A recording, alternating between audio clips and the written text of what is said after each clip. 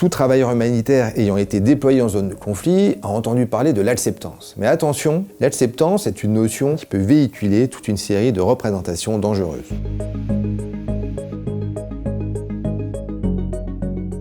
Il y a un terme incontournable pour toutes les personnes qui s'intéressent à la gestion de la sécurité des travailleurs humanitaires, c'est le terme d'acceptance, qu'on retrouve notamment dans la plupart des guides de sécurité sur les terrains, les guides de sécurité qui expliquent comment les missions gèrent leur exposition aux dangers et les conduites à tenir pour limiter les risques.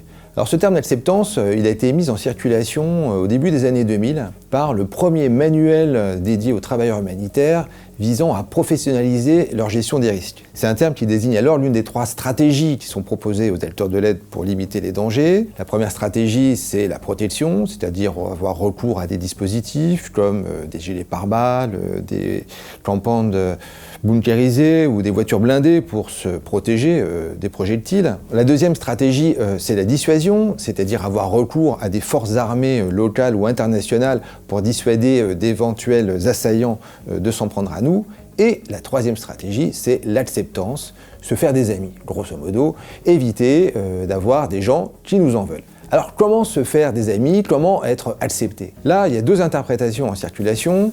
La plus courante, celle qui domine aujourd'hui dans le milieu de l'aide, consiste à dire que être accepté, c'est avant tout respecter les principes humanitaires afin d'être perçu unanimement par toutes les parties au conflit comme un acteur neutre, indépendant et impartial. C'est une conception qui repose sur la fiction que les travailleurs humanitaires peuvent travailler à l'abri de la politique dans une bulle qui les mettrait à distance de toute participation à la dynamique politique et militaire locale. Or, on sait bien, dans la réalité, que si des gouvernements ou des forces armées tolèrent notre présence, c'est en raison des bénéfices qu'ils en retirent. C'est en raison des services que nous fournissons aux combattants blessés, à la population, ou en raison des dépenses que nous réalisons localement, qui ont un effet d'entraînement très important sur l'économie, ou en raison également de l'image que nous pouvons répercuter des groupes en présence sur la scène publique, qu'elle soit la scène nationale ou internationale. Et donc c'est notre utilité qui est au cœur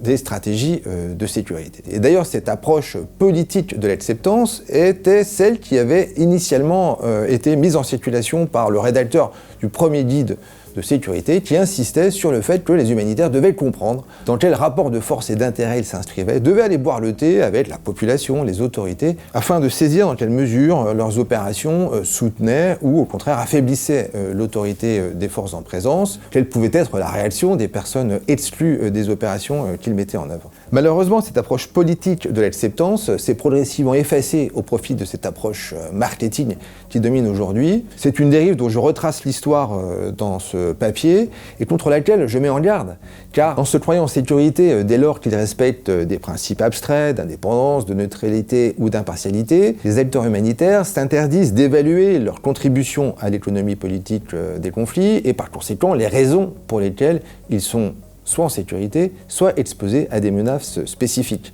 Ce faisant, ils courent le risque à la fois de ne pas repérer le moment où ils pourraient devenir plus utiles, morts que vivants, à certains groupes, voire le moment où ils pourraient devenir plus utiles à des groupes armés, oppresseurs, plutôt qu'aux populations qu'ils cherchent à aider.